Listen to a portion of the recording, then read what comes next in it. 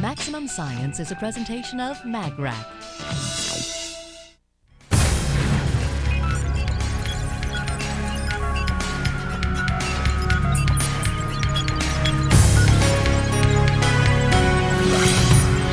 On this edition,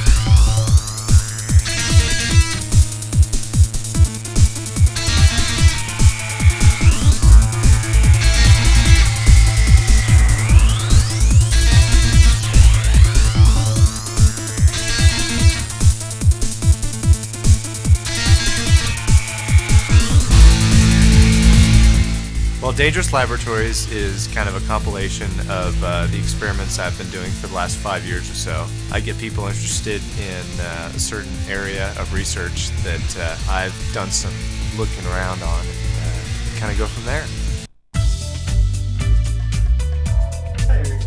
How's the laser coming along? Okay, the laser was just pure fun. Basically, it excites a mixture of gases with radio frequency and then produces an invisible beam that can burn things from 10 feet away. The laser was actually removed from a marking piece of equipment that would mark wood or metal. How's the alignment?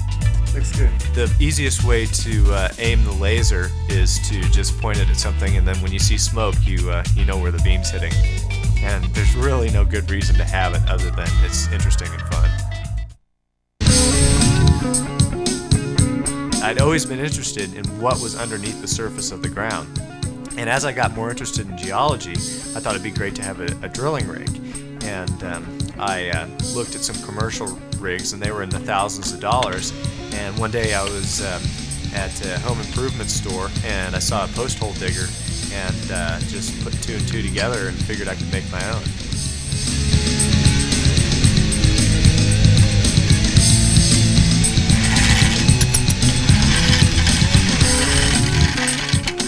Okay, how about it? Alright.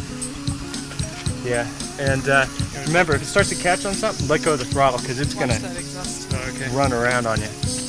Alright?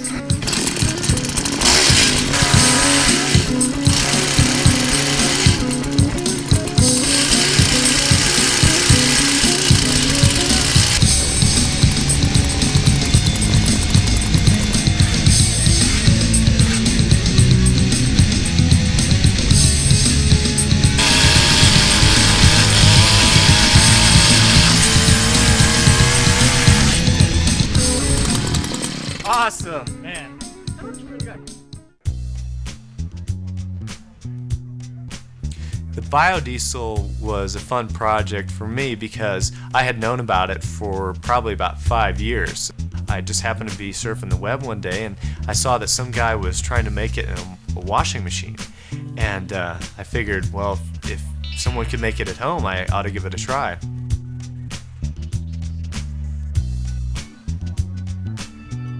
Yeah, I'm gonna measure out some regular lies, just like lie you'd find at your regular hardware store or run-of-the-mill lie here.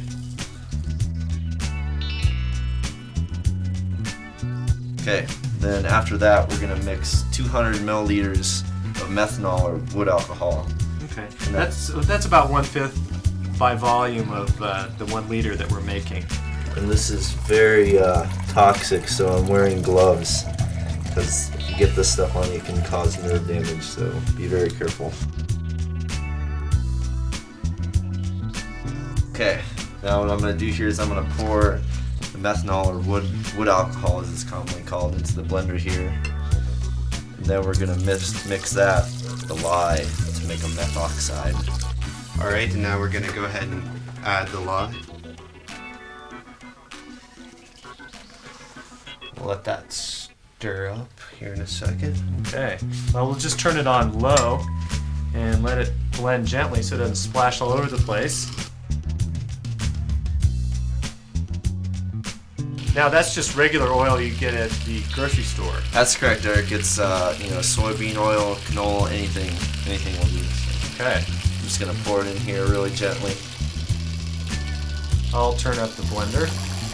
The blender should never again be used for food, obviously. Now this is 1 liter of oil. Okay.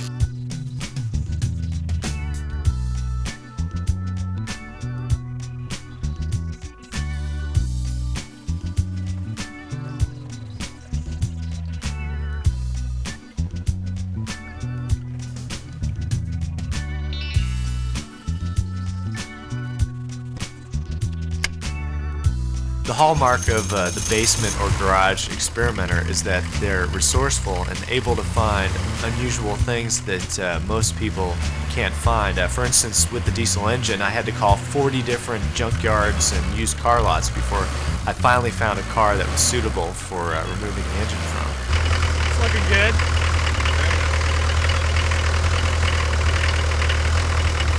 Runs like a champ. If you're persistent and you know what you're looking for and you find the right people, you can definitely put together some fun things.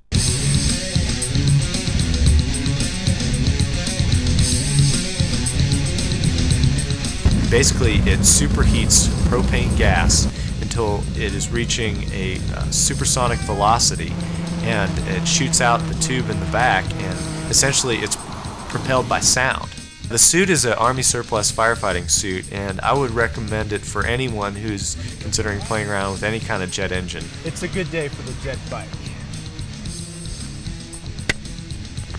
It's a blast. It's a little bit nerve-wracking when you get in the corners, but once you're up there, there's no feeling like it.